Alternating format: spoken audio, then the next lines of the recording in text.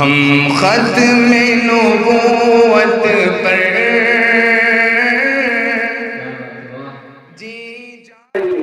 غلط صحبت میں پڑ رہی ہے، اس کے رنگ ڈھنگ صحیح نہیں ہے، لیکن بات توجہ دینے کے لیے تیار نہیں۔ ہمارے معاشرے میں یہ بے شرمی، بے غیرتی بڑھتی جا رہی ہے۔ مردوں کو اس بات کا اہتمام کرنا چاہیے کہ گھر کی ساری خواتین ان کی نگرانی میں رہیں۔ ماؤں کو اس کا اہتمام کرنا چاہیے کہ ان کی بیٹیاں باپردہ ہوں، عزت دار رہیں، پاک دامنی کے ساتھ زندگی گزاریں۔ یہ نہ ہو کہ ان کو موبائل دے دیا گیا، سواری دے دی گئی، آزادی دے دی گئی کہ وہ جو چاہیں کریں، جن سے چاہیں تعلقات استوار کریں۔ ہماری بے غیرتی کی وجہ سے یہ نتائج سامنے آ رہے ہیں کہ مسلمان لڑکیاں غیر مسلموں سے شادی کر رہی ہیں۔ ابھی ظہر سے پہلے کئی لوگ آئے تھے، انہوں نے بتایا فلاں علاقے کی فلاں بڑے خاندان کی لڑکی غیر مسلم کے ساتھ چلی گئی، ہندو بن گئی، اور اس کے ساتھ جا کر شادی کر کے زندگی گزار رہی ہے۔ فلاں علاقے کی لڑکی فلاں غیر مسلم سے اس کے ناجائز تعلقات ہیں، آشنائی ہے۔ ہم آج اپنی آنکھوں کو بند کر کے یہ سمجھیں کہ ہمارے معاشرے میں سب ٹھیک ہے، یہ بات بالکل درست نہیں۔ ہمارا معاشرہ بہت تیزی سے بے حیائی کی طرف، بد اخلاقی کی طرف اور عفت و عصمت کی خرابی کی طرف جا رہا ہے۔ ہماری بچیاں اخلاقی اعتبار سے سخت ترین بحران کا شکار ہو رہی۔ مجھے درد ہے اور وہ درد میں آپ کے دل میں منتقل کرنا چاہتا ہوں کہ ہماری مسلمان بچیاں اپنی شہوتوں اور لذتوں کی خاطر اپنے دین و ایمان کو بیچ رہے ہیں، اپنے زمین کو سودا کر رہے ہیں، اسلامی سماج کی عزت کو نیلام کر رہے ہیں۔ ہماری کمزوریوں کی وجہ سے، ہماری غفلت کی وجہ سے، ہماری بے توجہی کی وجہ سے، باپ اور ماں کی غلط تربیت کے نتیجے میں، ان کی نگرانی کی کمی کے نتیجے میں مسلمانوں میں غیرت ہونی چاہیے۔ ہمارے آقا نے فرمایا اللہ غیرت مند ہے، اپنے بارے میں کہا میں بھی بہت غیرت مند ہوں۔ حضرت سعد بن عبادہ رضی اللہ تعالیٰ ایک بڑے صحابی ہیں، انہوں نے ایک موقع پر ارشاد فرمایا اگر کبھی خدا نخواستہ میں نے اپنی بیوی کے ساتھ کسی اجنبی شخص کو دیکھ لیا تو ایسا تلوار کا وار کروں گا کہ اس مرد کو دو ٹکڑے کر دوں گا۔ حضور تک یہ بات پہنچی، آپ نے فرمایا تعجبون من غیرت سعد واللہ لا اغیر منہ واللہ اغیر منی۔ کیا تم لوگ سعد کی غیرت سے تعجب کرتے ہو؟ تمہیں حیرت ہے کہ سعد ابن عبادہ میں ایسی غیرت ہے؟ قسم خدا کی سعد ابن عبادہ سے زیادہ غیرت مجھ میں ہے اور اللہ میں مجھ سے زیادہ غیرت ہے۔ اللہ تعالیٰ مجھ سے زیادہ غیرت مند ہے۔ ایک دوسری حدیث میں آقا نے فرمایا اللہ غیرت مند ہے، اسی لیے اس نے تمام بے حیائی کی چیزوں کو حرام کیا ہے۔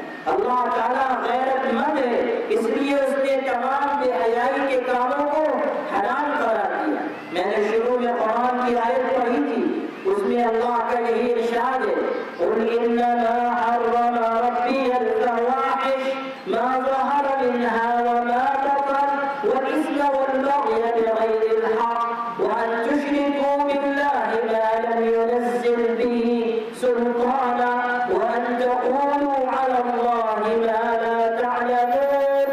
ارشاد ہوا کہ اے پیغمبر آپ اعلان کر دیجیے میرے پروردگار نے بے حیائی کی تمام کھلی اور چھپی چیزوں کو حرام قرار دے دیا، کسی بے غیرتی کی کوئی گنجائش اللہ نے باقی نہیں رکھی۔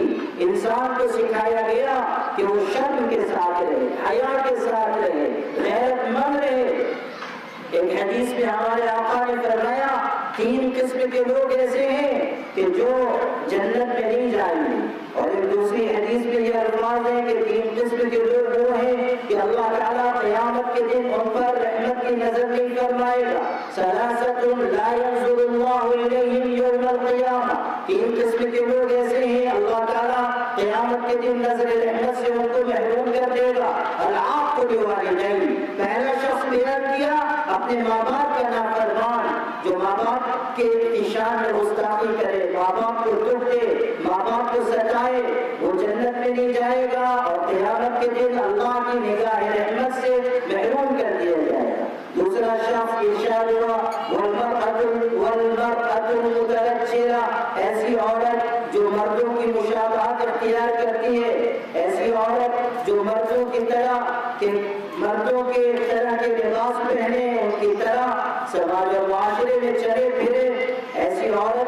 قیامت کے دن اللہ کی نگاہ رحمت سے محروم ہے۔ اور تیسرا شخص جو مجھے خاص طریقے پر بیان کرنا تھا، آقا نے ارشاد فرمایا الدیوس، بے شرم انسان، بے غیرت انسان، دیوس انسان، وہ بھی اللہ کی نگاہ رحمت سے محروم ہوگا۔ حدیث کی شرح لکھنے والوں نے بیان کیا ہے کہ دیوس کا مطلب یہ مطلب ہے وہ شخص جس کو اس کی پرواہ نہ ہو کہ گھر میں کون آ رہا ہے، کون جا رہا ہے، گھر کی عورتیں کہاں جا رہی ہیں، کن کاموں میں ہیں، اس شخص کو دیوس کہا جاتا ہے۔ عربی میں ایسے شخص کو بے غیرت، بے شرم، بے حیا کہا جاتا ہے۔ تو ہمارے معاشرے میں جو بے غیرتی بڑھ رہی ہے اس کا نتیجہ یہ ہے کہ ہماری بہنیں العیاذ باللہ وہ اسلام سے اپنے آپ کو الگ کر رہی ہیں، ہندوؤں کے ساتھ جا رہی ہیں، غیر مسلموں کے ساتھ جا رہی ہیں، بے شرمی بے حیائی کے راستوں پر چل رہی ہیں۔ ہمارے سماج میں کتنے لوگ ایسے ہیں، کتنی عورتیں ایسی ہیں جو شادی شدہ ہیں، بدکاری کر رہی ہیں، زناکاری میں پڑی ہوئی ہیں، شوہر ان کا موجود ہے لیکن اپنے شوہر کے ساتھ خیانت کر رہے ہیں، بے وفائی کر رہے ہیں، بے حیائی کے راستے پر چل رہے ہیں۔ کچی آبادیوں میں، بستیوں میں، جھوپڑ پٹیوں میں کتنی عورتیں ہیں جو عفت و عصمت کو نیلام کر رہے ہیں، اور موبائل کی وجہ سے یہ گناہ دن بدن بڑھتے جا رہے ہیں، عام ہوتے جا رہے ہیں۔ اللہ کی بندیوں، اپنے آپ کو بے حیائی کے ہر کام سے بچاؤ، اپنی پڑوس کی عورتوں کو بچاؤ، اپنے گھر کی بچیوں کو بچاؤ۔ ایک سماج پاکیزہ، ایک سماج اللہ تعالیٰ سے محبت کرنے والا، ایک سماج غیرت اور عفت اور پاک دامنی والا قائم کرو۔ ہماری ذمہ داری ہے کہ ہم اپنے سماج کو پاک صاف رکھیں، بے حیائی کی ہر چیز کو ہم اپنے سماج سے دور کریں۔ اللہ تعالیٰ نے ہمیں اسی بات کا پابند بنایا ہے۔ اگر بے غیرتی، بے حیائی، بے شرمی، زناکاری ہمارے سماج میں عام ہوگی تو پھر اللہ تعالیٰ کا عذاب آئے گا۔ نبی پاک صلی اللہ علیہ وسلم نے ارشاد فرمایا ایاکم والزنا فإن فی الزنا ست خصال، بدکاری سے اپنے آپ کو بچاؤ، اس لیے کہ بدکاری کی وجہ سے 6 قسم کا عذاب آتا ہے، 6 قسم کی سزائیں اللہ تعالیٰ کی طرف سے بدکاری پر اترتی ہیں۔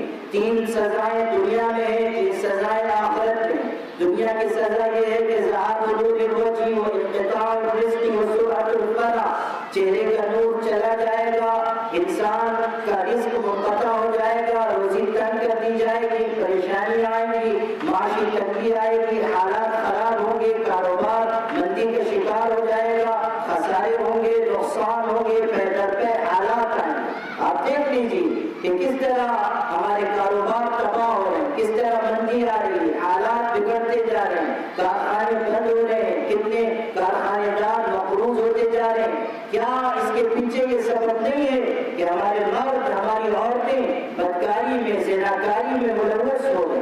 کتنے کارخانے ایسے ہیں کہ جہاں کام کرنے والی عورتیں، تراشن کرنے والی عورتیں، ان کے ساتھ بدکاری کی جا رہی ہے۔ کتنے کارخانے ایسے ہیں کہ جہاں کے مالک، جہاں کے سیٹ، جہاں کے کارخانے دار نہ جانے کہاں کہاں جا کر غلطکاری میں، زناکاری میں مبتلا ہو رہے ہیں۔ جب یہ صورتحال ہوگی تو پھر اللہ تعالیٰ روزی کے دروازے بند کرے گا۔ قرآن میں فرمایا وَمَنْ أَعْرَضَ عَنْ ذِكْرِي فَإِنَّ لَهُ مَعِيشَةً ضَنْكًا وَنَحْشُرُهُ يَوْمَ الْقِيَامَةِ أَعْمَى، جو ہماری یاد سے منہ موڑے گا، غلط راستوں پر چلے گا، گناہ کرے گا، نافرمانی کرے گا، لذتوں شہوتوں میں پڑ جائے گا، اور ہماری یاد سے، نماز سے، ذکر سے، تلاوت سے، عبادت سے، بندگی سے، حق ادا کرنے سے اپنے آپ کو الگ کر لے گا، ہم اس کو معاشی تنگی میں مبتلا کر دیں گے، اس پر حالات کی سختی آ جائے گی، اور قیامت کے دن ہم اس کو اندھا بنا کر اٹھائیں گے۔ قیامت کے دن آنکھوں کی روشنی چھین لی جائے گی، اندھا ہوگا۔ 16ویں پارے میں یہ آیت ہے، اور آگے بھی یہ بات ارشاد ہوئی قال رب لم حشرتنی اعمی وقد كنت بصیرا۔ وہ اندھا شخص قیامت کے دن اللہ سے کہے گا کہ اللہ دنیا میں تو میں دیکھنے والا تھا، میری آنکھیں تھی، آنکھوں میں روشنی تھی، آج کیا ہوا کہ آپ نے مجھ کو نابینا کر کے اٹھایا ہے، اندھا بنا کر اٹھایا ہے؟ تو اللہ تعالیٰ کی طرف سے جواب ملے گا قال كذلك أتتك آياتنا فنسيتها وكذلك اليوم تنسى، کہ دنیا میں وہ انسان دنیا میں کس طرح میری آیتیں آتی تھی، بتایا جاتا تھا کہ اللہ کی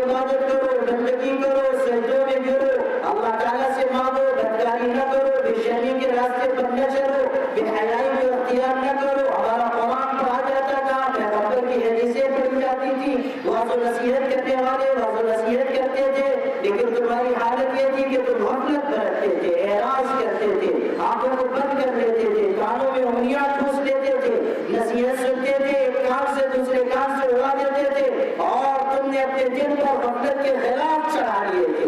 اس کا نتیجہ یہ نکلا کہ آج تمہارے گناہوں کی بدولت ہم نے تم کو اندھا کر دیا، تمہارے گناہوں کی وجہ سے آج آنکھوں کی روشنی تمہاری چھین لی گئی۔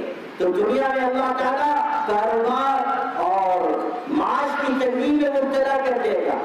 یہ دوسرا عذاب ہے۔ پہلا عذاب چہرے کا نور چلا جائے گا، چہرے کی روشنی چلی جائے گی، اور دوسرا عذاب کہ رزق تنگ کر دیا جائے گا، تیسرا عذاب انسان کا جسم گھن گھن کر ختم ہو جائے گا، سرعت الفنا، جسم جلدی ختم ہو جائے گا۔ یہ دنیا کی سزائیں ہیں، اور بدکاری پر آخرت کی سزائیں بیان کی گئی۔ 3 سزائیں ارشاد ہوا، غضب الرب وسوء الحساب